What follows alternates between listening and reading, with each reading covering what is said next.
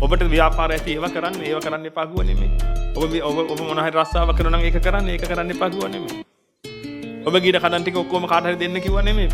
මේ කියන්නේ ඔය ඔක්කොම තියෙද්දෙන් ඔබගේ වැඩේ කරන්න පටන් ගන්න. මොකද ඔබට පිටට හිටින්නේ ඔච්චරයි. 아무තේ මං කියන්න ඕනේ නැහැ පින්විතනේ. ඔබ දන්නවා ඔබගේ දරුවෝ ඔබට පිටට හිටින්නේ නැහැ. මොකද ඔබගේ දරුවෝ ඔබත් එක්ක සතර අපාගත වෙන්නේ නැති බව ඔබ හොඳටම දන්නවා. මොකද ඔබ ගියේ නැහැ නේ ඔබගේ සීයත් එක්ක ඔබගේ තාත්තත් එක්ක ගියාද? අර මරණයේදී ඉඳගෙන ඉවරලා කෑ ගහනකොට පින්විතනේ පුතේ වන්න අර සොමි ආච්චි ඇවිල්ලා කිය කෑ ගහනකොට පන්න පියෝ කිව්වෝගේ ඇවිල්ලා මාව කන්න හදනවා කියලා කියද්දි ඔබ දැනගන්න ඕනේ. හරි දැන් තාත්තට වැඩේ වුණා. එයි සොපි ආච්චිව දැක්කේ. ඒ දැක්කෙත් දැන් මාව කන්න හදනවා ඇවිදලා මාව බේරගනී පුතේ පන්න පිය. ඔබ වෙලාවට හිතනවා අපේ තාත්තා ඉතින් පොඩ්ඩක් සිහිය අවුල් වෙලා මැරුණේ. සිහිය අවුල් වෙලා නෙමෙයි හොඳට සිහිය තිබිලා මැරුණේ පිටට. යන තැනත් හොඳට දැකලා මැරුණේ. කාටවත් කියන්න එපා. අංගල තියා ගන්න ඕන. නැත්නම් මිනිස්සු ගේයි තාත්තා පෙරේතෙක් වුණා. ඒක හංග ගන්න ඕන. ඒක හංගගත්තට කමන්නේ ආත්ම ගෞරවයට. මොලේ බුද්ධියක් තියෙනවා හිතලා බලන්න බෑ. තාත්තා මොනවද කළේ? කොහෙටද ගියේ? මම මොනවද කරන්නේ?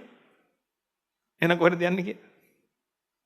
ඒකයි කියන්නේ පුත්තාමත්ති ධනම්මත්ති ඉතිපාලෝ විහඤ්ඤති. ඒක අර භාග්‍යතුන් වහන්සේ බාලයා කියලා හඳුන්වපු නාමයට බය වෙන්න පෙඟත.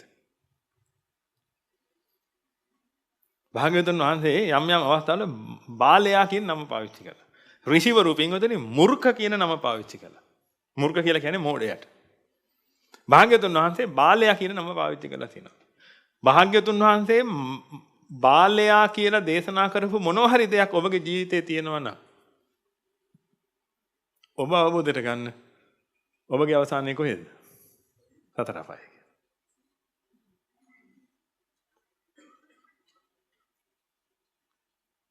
ඒක ඔබට දැනගන්න පුළුවන් ධම්මපදයේ බාල වර්ගය කියලා වර්ගයක් තියෙනවා. ඔන්න ඔක පොඩ්ඩක් කියවලා බලන්න. ඒකේ තියෙන ටික ඔබ ගාව තියෙනවා නම් පින්වතුනි. මේ පොහොම පොඩ්ඩක්.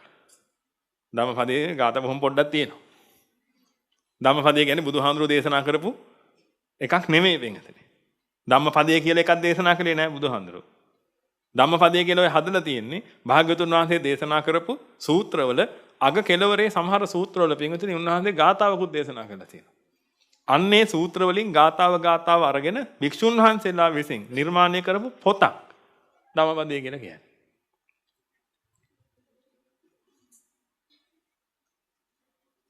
අද ලෝකයා හිතන් ඉන්නේ භාග්‍යවතුන් වහන්සේගේ දේශනාව මොකක් කියලාද? ධම්මපදය කියලා. ධම්මපදයේ වගේ 23000 ලොකුයි පින්වතුනි භාග්‍යවතුන් වහන්සේගේ දේශනාව.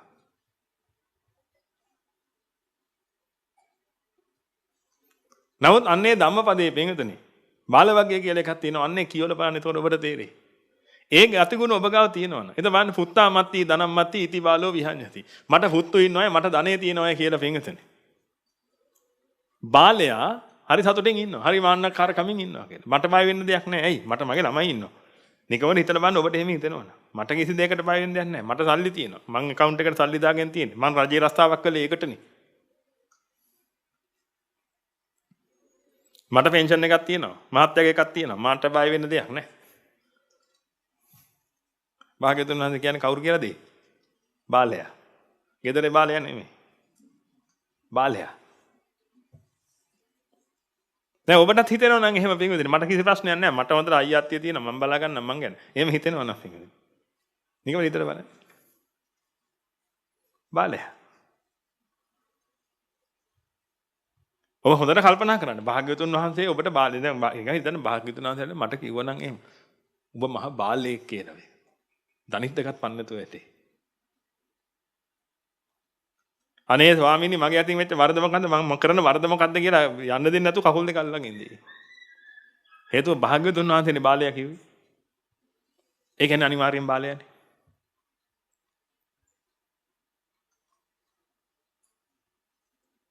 මොහරි උන්වහන්සේගේ දේශනාවේ තියෙන දෙයකට අනුකූලවනේ බාලයා වෙන්නේ මේකට. එහෙනම් ඔබගේ ජීවිතේ කවදාකවත් බාලයෙක් වෙන්න එපා. ඔබ සත්පුරුෂයෙක් වෙන්න බලන්න. උතුම් මිනිසෙක් වෙන්න බලන්න. අර බාල අදහස ඔළුවේ තියාගන්න එපා. මට මේ ඔක්කොම තියෙනවා මට බය වෙන්න දෙයක් නැහැ කියන තැන ඉන්න එපා. පින්වතුනි අත්තහයි අත්තනෝ නැත්ති. තමන්ට තමන්වත් නැති වෙනකොට.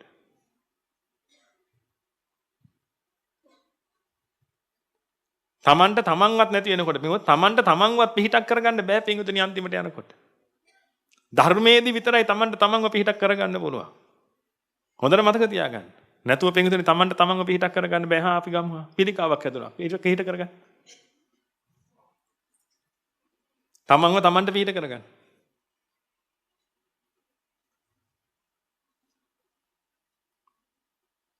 පුළුවන්ද? හා මම මැරෙන්න යන්නේ. යමපල්ලු ඇවිල්ලා ඉන්නේ. තමන්ට තමන්ව පිහිටක් කරගෙන.